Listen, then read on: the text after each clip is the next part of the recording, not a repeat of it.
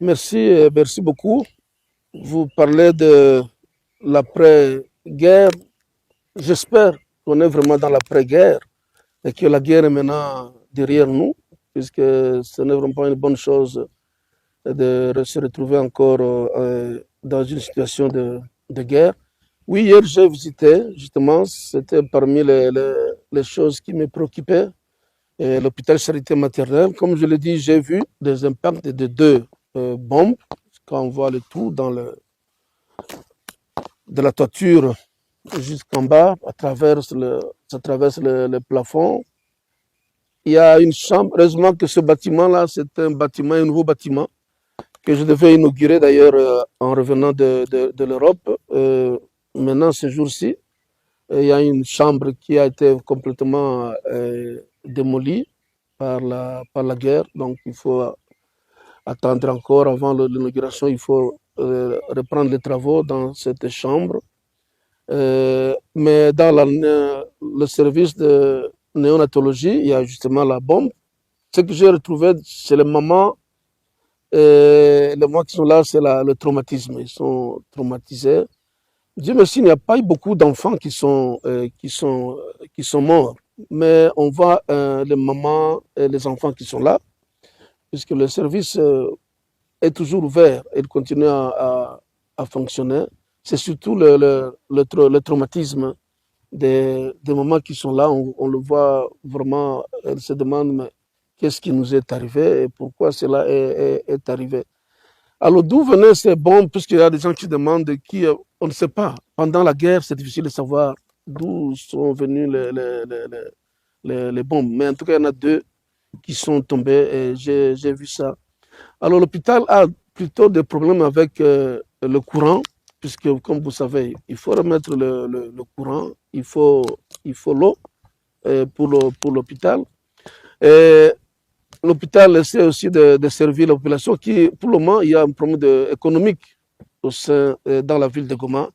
Les gens n'ont plus d'argent.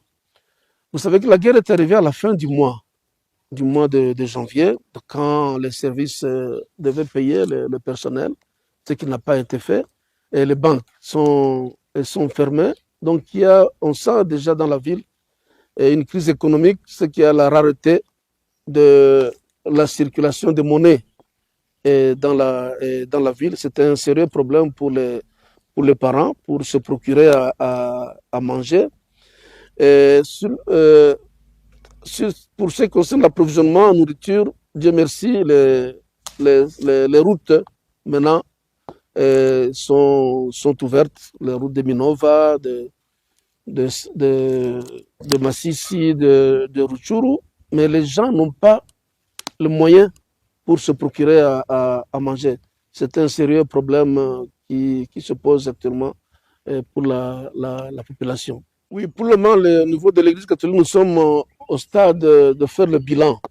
Le bilan, puisque vous savez, pendant la guerre, il n'y a personne qui osait sortir. Et rappelez-vous que j'avais demandé effectivement aux consacrés, même à la population, de ne pas trop s'aventurer à l'extérieur pendant la guerre, donc de rester enfermé chez soi à la maison pour justement préserver les vies humaines. Donc pour le moment, nous sommes encore au niveau du bilan qui n'est pas encore définitif. Vous savez, par exemple, maintenant, on a le bilan de la MONUSCO qui nous donne un bilan de plus ou moins 3 000 morts, mais pour nous, c'est un bilan provisoire, puisque le bilan définitif, je pense qu'il faut attendre encore peut-être une semaine ou 2 semaines pour le savoir. C'est la même chose pour les déplacés qui sont rentrés chez eux. Je suis en contact avec les prêtres qui sont dans les paroisses de l'intérieur. Ils d'abord doivent savoir qui sont les déplacés qui sont revenus. Donc, eux aussi sont en train de faire ce travail. Et qui sont les déplacés qui sont revenus, qui ont retrouvé leur maison qu'ils avaient laissée, qui ont trouvé leur champ. Ça, tout ça sont des questions. Pour le moment, c'est difficile de donner un bilan définitif, au moins sur le plan de la destruction. Je sais qu'il y a des destructions, surtout pour les écoles, parce que pour le moment, l'école ne peut pas fonctionner dans certains cas. les hôpitaux qui ont été touchés et les déplacés qui sont restés encore dans le camp. Puisque malgré l'action de M23 pour démanteler le camp, mais il y en a qui sont encore là, puisqu'ils disent nous irons où? Voilà ce que je peux dire. Il y a des qui sont déplacés, mais ils sont allés dans des écoles. Il y a des gens qui sont déplacés, qui ont quitté le camp, mais qui sont encore à Goma dans des écoles. Oui, actuellement, on parle du pacte social sur l'initiative de l'Église catholique et l'Église protestante de l'ECC actuellement. L'idée du pacte vient du fait que avec la guerre de Goma, on s'est rendu que tous les moyens qu'on a essayé de mettre en œuvre ont échoué au fond. La guerre de Goma était un signe évident d'échec de tous les moyens politiques qu'on a pris, même les moyens militaires, c'est un échec. En tout cas, ça, pour nous, c'est une évidence. Donc, les pourparlers politiques, les pourparlers de Luanda, les pourparlers de Nairobi, tout ça, on se rend compte que ça a échoué. Alors, c'est pour ça que les évêques, avec les responsables de l'ECC, se disent peut-être nous devons réfléchir comme des Africains. Réfléchissons comme des Africains et regardons-nous comme Africains dans nos traditions, comment on essaie de résoudre les problèmes. C'est comme ça qu'ils proposent ce pacte social. Il faut le prendre, bien sûr, moi je n'ai pas tous les éléments autour de ce pacte, puisque ça c'est géré au niveau de Kinshasa, au niveau donc de la CENCO et de l'ECC. Mais tout ce que je peux dire, c'est que c'est ça l'idée du pacte, de revenir à la tradition africaine de l'arbre à palabre, comme vous savez, qui a cet avantage d'être, l'arbre à palabre, elle est inclusif. C'est tout le monde qui prend la parole.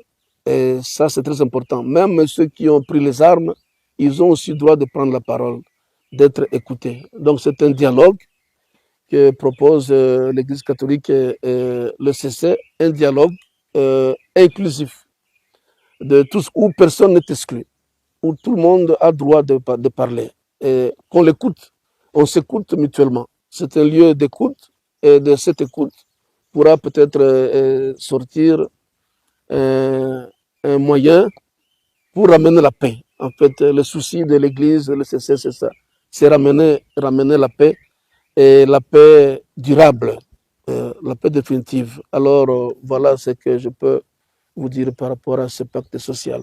Pour nous, vous savez, ce conflit de Goma est à prendre globalement. Il n'y a pas que la guerre. La guerre, en fait, c'est le résultat de beaucoup d'autres problèmes. Donc, il faut un lieu où on doit parler de ces problèmes, des questions politiques, s'il y a des questions de politique, s'il y a des questions sociales, s'il y a des questions de cohabitation entre les peuples, il faut un lieu où on puisse parler de tout cela. Et ça, c'est ce que nous voulons expérimenter, en fait, pour essayer de... Vraiment, notre souci, c'est que la paix revienne au moins définitivement dans cette région, parce que ça fait plus de 30 ans qu'on est dans cette situation de guerre à répétition. Tantôt, on a l'impression que ça va. Vous voyez la ville de Goma, c'est une ville qui se développait.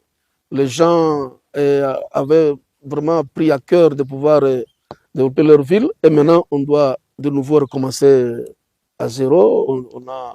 On est en train de reculer. Alors, on a besoin vraiment que nous arrivions à ce que la paix soit rétablie dans cette région des Grands Lacs.